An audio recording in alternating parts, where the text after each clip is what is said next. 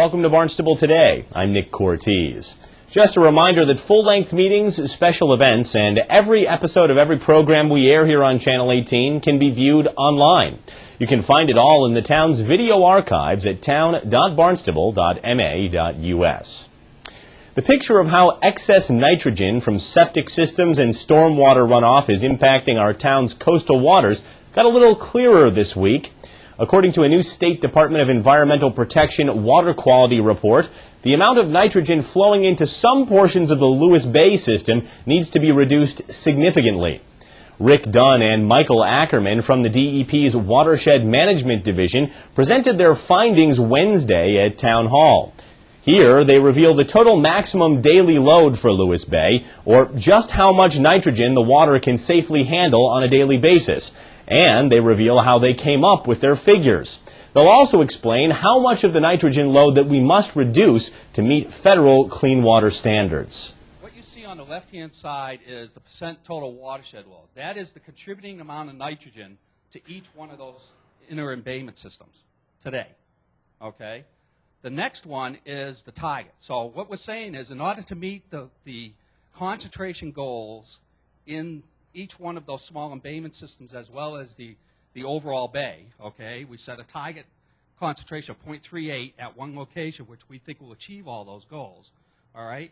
You would have to go through and reduce the, is it working? Can you see it? Can't even see it. You would have to go through and reduce the loads that you see in the left-hand side in each one of those sub-embayments to the one in the middle to achieve that goal. All right? That's the reduction that it would take in order to meet that goal. That's one way of doing it. It is important to note the difference between concentration and load. Concentration you actually measure. Okay? You can go out in the field with certain parameters with a meter and determine what the concentration is, either parts per million or milligrams per liter. And there's also a load. And the load takes the concentration, applies a flow or a volume to it. There's usually a conversion factor involved. And then you get the total of either pounds or kilograms per time. Okay, so a lot of times in this TMDL, you'll see kilograms per day or kilograms per year. And that's a load. That's not a concentration. So what's on this table are actual concentrations. So in future days, when you go back and you look at did we meet our reduction? Did we meet the goal that should, come out of this TMDL? What you want to look at is over here on Lewis Bay. This is considered a primary target threshold nitrogen concentration. So there's a spot in Lewis Bay. There's a map in the tech report that comes from SMAST.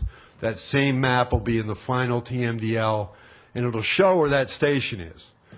And if we can make 0.38 milligrams per liter at that station, then probably water quality standards throughout the entire system will be met. Okay? You should get an improvement in water quality. You should get less algae. Eelgrass, fingers crossed, will come back, and the other conditions will also improve. So that's the whole point in presenting the concentration is you can go out in a boat or take a sample and you can measure that number. Okay? Current concentrations are in this column right here. Okay, so for Hyannis Inner Harbor, you see the 0.43 to 0.6, Snows Creek is 1.57, and on down the list. And you can see it's not a huge difference between the current concentration in Lewis Bay and the target threshold concentration. But when you multiply it times the amount of water that's there, you get the actual load, the amount of kilograms per day or kilograms per year that you actually have to remove. So it may look slight on the concentration, but when you look at it at the kilograms per day, it starts to add up. While it's helpful for those responsible for implementing the plan to reduce nitrogen in our estuaries and embayments to know technical information like total maximum daily loads for a given water body, how does it relate to the health of our waters? And for that matter, why should you care? Here, Ackerman and Dunn provide that answer. You're trying to meet water quality standards, which is going to be SA, and that's from a state regulatory position. But from your position living in the town, the estuaries are going to return to what they used to be, okay, before the nitrogen load started increasing. So some of those negative things I had up there, like loss of eelgrass and, high DO fluctuations causing potential fish kills, excessive macroalgae, rack algae coming up on the shore, excessive weed growth, stuff like that, should slowly become eliminated, okay? Eelgrass beds should come back. They support wildlife of all types. You're just looking for conditions from days gone by. Okay. From our perspective, again, as regulators, you're meeting SA water quality standards. So that's the real goal. I think there's multiple goals. Okay. One is obviously an environmental goal to achieve all the things that Mike just said. But that has, in our opinion, it has a secondary impact on the towns. Because as water quality degrades, if it's not fixed now, it's progressively going to get worse and worse and worse to the point where it will affect you economically here with tourism.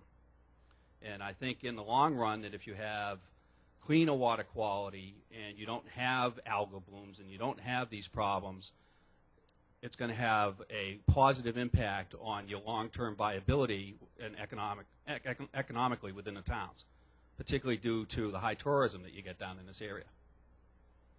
So I think it does have a financial impact to you, but a positive one if it's fixed. It can also have a negative financial impact if it's not.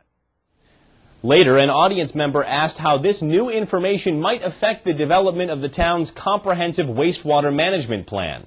It doesn't, according to Barnstable DPW Senior Project Manager Dr. Dale Sod. But as she explains, it is a reminder of what Barnstable, and in the case of Lewis Bay, Yarmouth, are up against individually and collectively. With this draft report, it won't make us actually change major things and make us focus in on certain areas to try to figure out what would serve us best, where we could get the biggest bang for our amount of money. But it also focuses on another thing that a lot of us in the town forget about. This is a joint adventure. We have another partner, the town of Yarmouth, that is dealing with this issue also, and that we have to do this jointly. We shouldn't be doing this separately in a vacuum. We've got to do it jointly with the other community, or otherwise we might not be getting what we both want, which is a clean environment at a good price. There is much more information available on the DEP's study of nitrogen loading in Lewis Bay. Ackerman shared some good resources with the audience, and we'll share them with you now. For more information, I have a couple different websites here, the EPA website, and DEP has a bunch of websites. There's a list of impaired waters. Draft and final TMDLs are presented at the DEP site. There's a spot for the Estuaries Project, and there's also watershed assessment reports available at the website as well.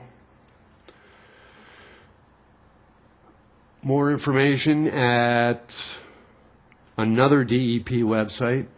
There's, I already mentioned, a list of impaired waters, the draft TMDLs, the final TMDLs, and the assessment reports. And my contact information with the deadline for comments. If more time is needed for comments, we can extend it. If necessary, it's like a month, so you have plenty of time to get comments into me.